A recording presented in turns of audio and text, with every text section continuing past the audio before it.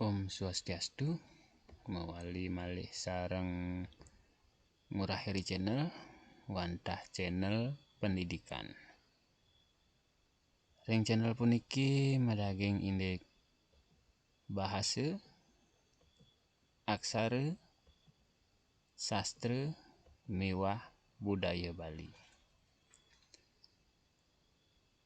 Ring rainane sane becik puniki Ngurahiri channel maktayang materi indek puisi Bali anyar. Sedurung nika keuningang dumun napi manten daging-daging sane ketlatarang ring video malih jebos. Sane kapertama iriki wenten teges puisi, kaping kalih wenten struktur puisi, kaping 3 wenten tata cara nyurat puisi. Inggih idadane sareng sami sane mangkin ngiring piarsayang.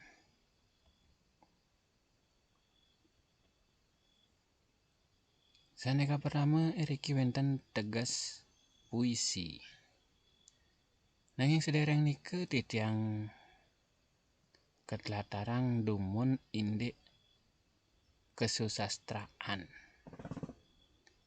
Napi ngawinan sekadi punika santukan puisi wantah pahan saking kesusastraan punika.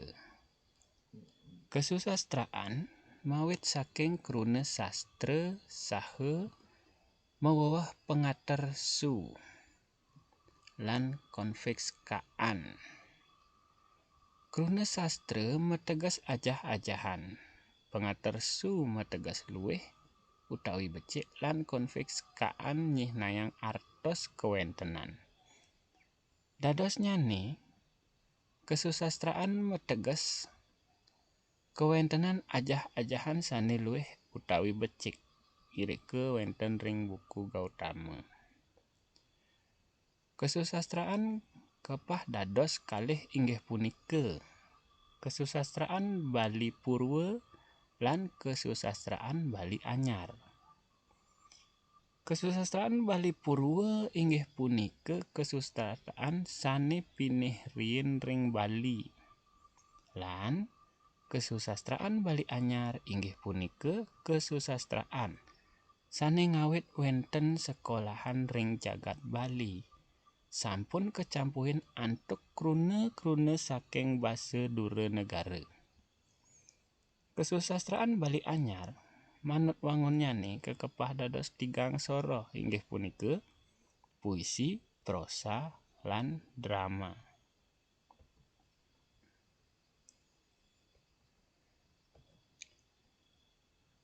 Manut ring buku Hasne, mepenampen irike wantah puisi inggih punika ekspresi jiwa, sujana utawi penyurat puisi. Dados nyane antuk puisi parasujanane, presiden latarang pengrasa sane kerasayang ring kauripan. Taler wenten Kurniawan lan Sutardi nyihnayang puisi punika wantah pengrasa utawi ekspresi sane kesurat nganggen basa sane luwih. Basa sane luwih punika presiden nincapang pengrasa puisi. Tegesnyane napi pebesen sane kemargiang penyurat ring puisi punika presiden keresepang oleh sang saning wacen. Taler wenten penampen saking Waluyo. Puisi inggih punika karya sastra sane basanyane kapandakang lan kahicenin wirama antuk suara-suara sane lengut lan kruna-kruna maya cita.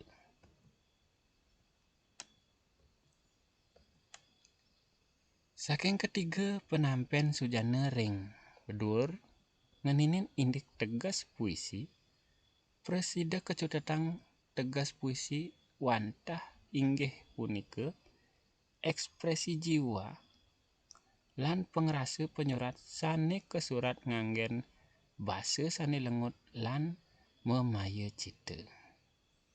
Inggih, asapunika teges puisi. Sane mangkin kelanturang ring struktur puisi.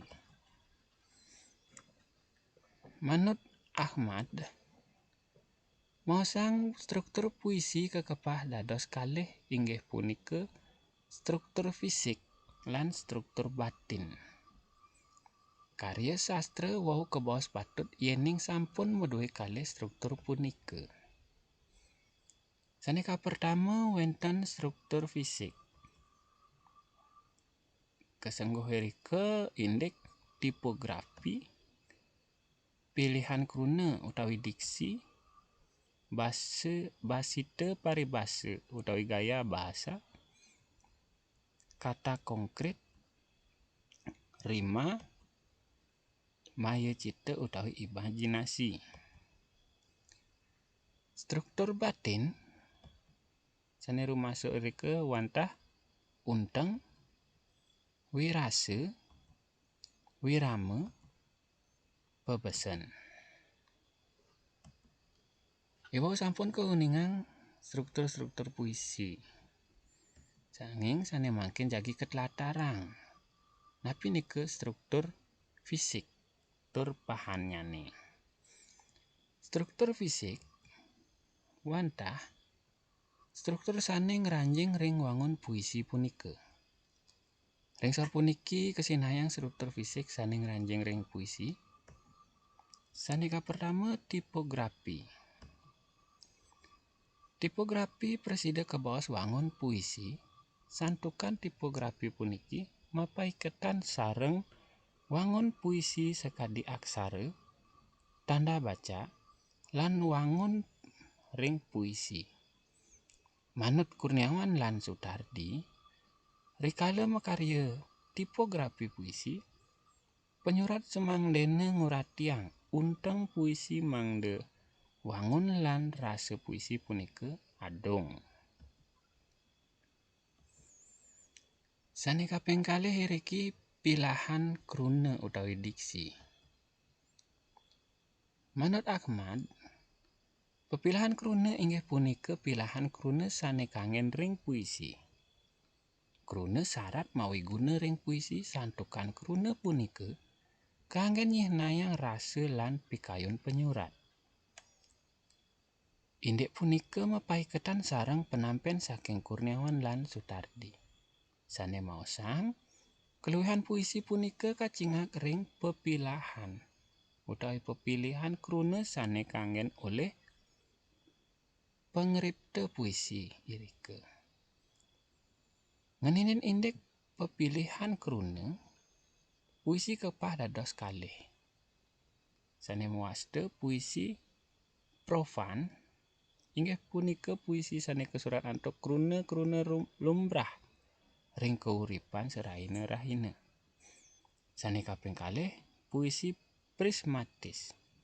Inggih punika puisi sane nganggen pepilihan kruna metaforis. Punika sane ngawinang yening meled uning teges saking puisi pragmatis punika mangda nelebin malih kruna-kruna sane kangen nyurat puisi punika.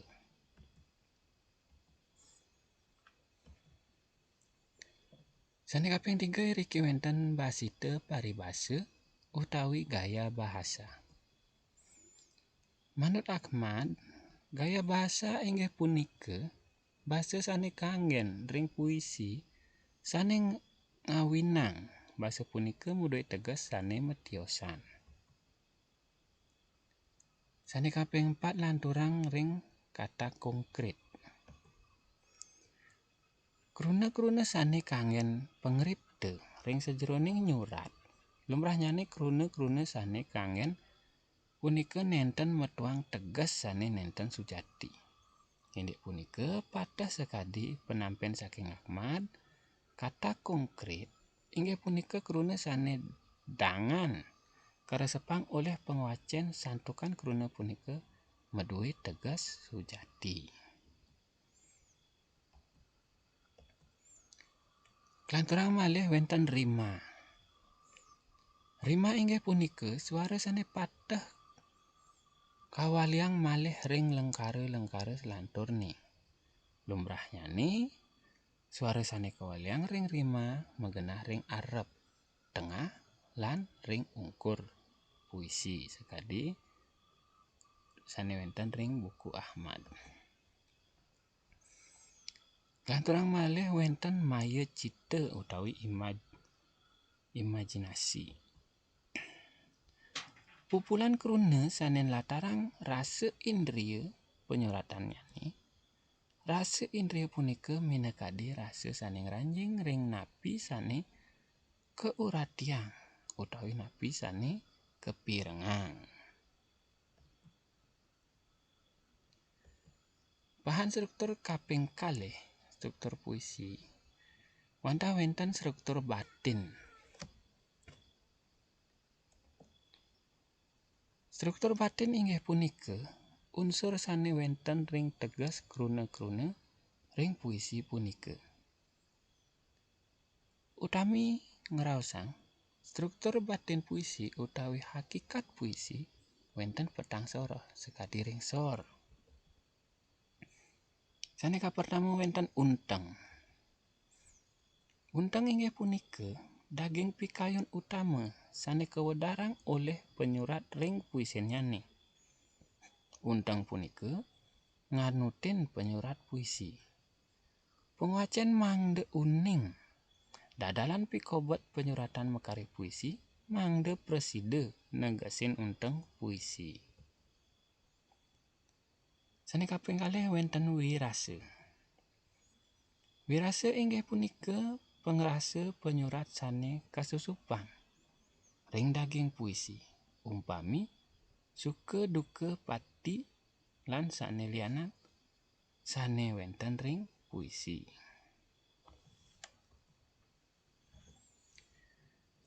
Kaping 3 wenten wirama. Wirama inggih punika tikes penyurat majeng ring pengwacen.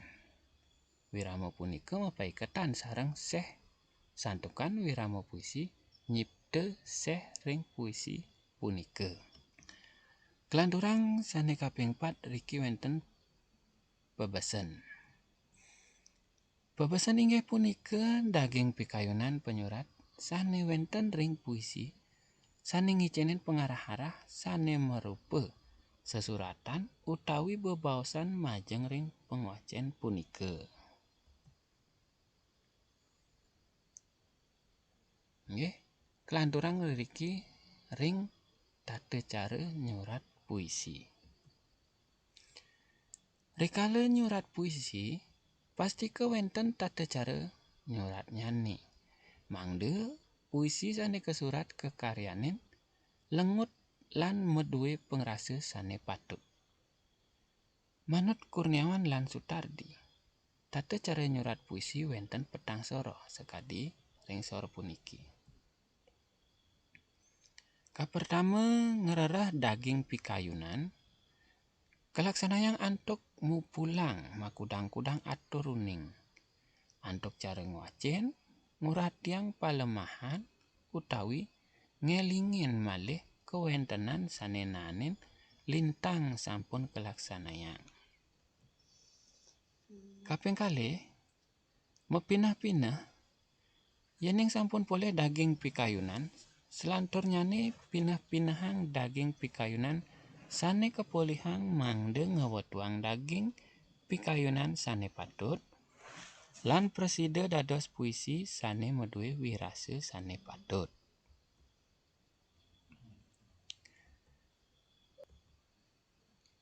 Kaping 3 nyurat puisi. Rikala nyurat puisi mangde nguratiang pilihan kruna utawi lengkare sane patut lan meduwe teges, pebesen, wirama lan wirasa sane patut. Sane kaping 4 revisi.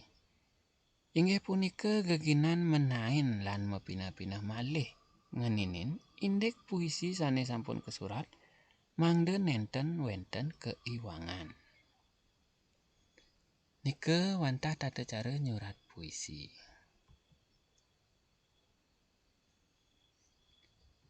Inggih wantah asa punika Presiden titiang aturang majeng ring semeton nidedani sareng sami sinampura ping banget ritat kalaning wenten keiwangan miwah kekirangan ring video puniki.